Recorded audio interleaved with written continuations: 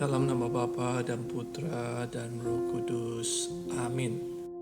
Shalom Aleichem saudara-saudari, selamat datang kembali di Quiet Time di Rumah Doa Elia Bali untuk edisi hari Rabu tanggal 10 September tahun 2025. Tema renungan kita hari ini adalah dari duniawi ke ilahi. Bacaan diambil dari liturgi Gereja Katolik dari Injil Suci menurut Lukas bab 6 ayat 20-26. Rasul Paulus kepada jemaat di Kolose bab 3 ayat 1-11. Saudara-saudari yang terkasih dalam Kristus, dalam Injil Lukas yang kita renungkan hari ini, kita mendengar bagaimana Tuhan Yesus memandang para muridnya dengan penuh kasih, lalu berkata, "Berbahagialah kamu yang miskin, yang lapar, yang menangis, yang dibenci demi anak manusia." Namun di saat yang sama, Tuhan Yesus juga berkata, "Celakalah kamu yang kaya, yang kenyang, yang tertawa, yang dipuji semua orang." Saudara, kata-kata Tuhan Yesus ini terasa sangat mendesak. Seakan Tuhan Yesus ingin menyadarkan kita bahwa sejak dulu sampai sekarang, ketidakadilan selalu ada dalam kehidupan manusia, dan itu nyata adanya. Ada jurang yang memisahkan kaya dan miskin. Ada orang yang bisa tertawa di atas penderitaan orang lain. Ada pula yang lebih haus akan kekuasaan dan pujian daripada hidup dalam kebenaran. Tetapi baiklah kita perhatikan, Tuhan Yesus tidak menegur dengan kemarahan atau dengan cara-cara yang lain, melainkan dengan tatapan mata yang penuh kasih dan cinta kepada muridnya, dan itu juga tertuju kepada saya dan Anda yang sedang mendengarkan renungan ini. Tuhan Yesus mengajak para murid dan kita semua untuk memandang hidup kita dengan perspektif eskatologis. Jangan terikat hanya pada hal yang duniawi, melainkan arahkanlah hati kita kepada yang ilahi. Sebab hidup sejati itu tidak terletak pada harta benda duniawi, makanan yang mengenyangkan, ketawa-tawa atau pujian-pujian, melainkan pada kesetiaan kepada Allah dan keberpihakan kita manusia pada mereka yang miskin, yang lapar, menangis, yang ditolak dan tersisihkan. Saudara-saudariku yang terkasih, bila kita melihat dengan sesama bahwa ketidakadilan itu lahir dari sikap egoisme manusia dan struktur sosial yang timpang, kita tahu apa yang baik, kita mengerti, kita paham arti keadilan, tetapi kita seringkali gagal mewujudkannya. Dunia modern membuat kita semakin sibuk dengan penampilan luar, status dan pencitraan, sehingga kita lupa akan nilai-nilai yang jauh lebih dalam, yaitu tentang martabat jiwa manusia.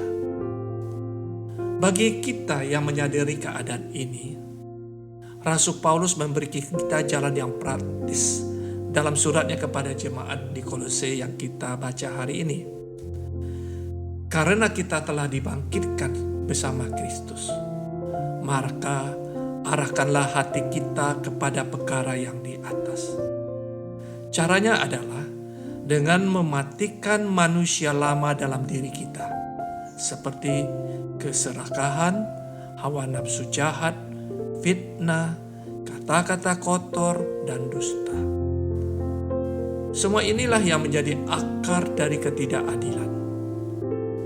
Sebaliknya, kita diajak mengenakan manusia baru, hidup dalam kasih, kerendahan hati, dan kebenaran. Pesan Rasul Paulus ini juga semakin diteguhkan oleh pengalaman spiritualitas Santa Teresa dari Avila OCD dalam bukunya Puri Batin. Ia berkata bahwa jiwa adalah surga tempat Allah bersemayam. Jiwa kita begitu indah dan luhur, karena diciptakan menurut gambar Allah sendiri. Namun, sayangnya kita sering mengabaikannya. Kita lebih sibuk mengurus tubuh dan urusan luar, tetapi lupa menjaga keindahan jiwa. Dan disinilah sering lahir ketidakadilan. Ketika kita tidak lagi menghormati jiwa sesama, ketika kita memandang orang lain hanya sebagai alat, status atau fungsi, bukan lagi sebagai citra Allah. Maka saudara-saudariku yang terkasih, pesan dari Lukas, Paulus, dan Santa Tricia Avila berpadu menjadi suatu suara yang berkumandang dalam hati kita, yaitu jangan biarkan duniawi membutakan hati kita. Arahkanlah hidup kita kepada Kristus. Matikan manusia lama, hargai jiwa kita dan sesama, sebab disitulah Allah berdiam. Dalam Mazmur 145 mengingatkan kita, Tuhan itu baik kepada semua orang, penuh rahmat terhadap segala yang dijadikannya. Jika Allah begitu murah hati kepada semua orang, maka saya, Anda, kita pun dipanggil untuk meneladaninya, hidup dalam keadilan, kepedulian, dan belas kasih. Saudara-saudari, marilah kita renungkan apakah hidup kita masih terikat pada kenyamanan duniawi. Apakah kita sungguh melihat wajah Kristus dalam diri mereka yang miskin, yang lapar, yang menderita dan ditolak? Apakah kita masih melekat pada manusia lama, ataukah kita sudah mengenakan manusia baru yang diperbaharui dalam kasih Kristus? Semoga kita berani menjawab panggilan dan tantangan ini untuk hidup adil, berpihak pada yang lemah, menjaga keindahan jiwa, dan berjalan menuju kebahagiaan sejati bersama Kristus. Kemuliaan kepada Bapa dan Putra dan Roh Kudus, seperti pada permulaan, sekarang, selalu, dan sepanjang segala abad. Amin. Dalam nama Bapa dan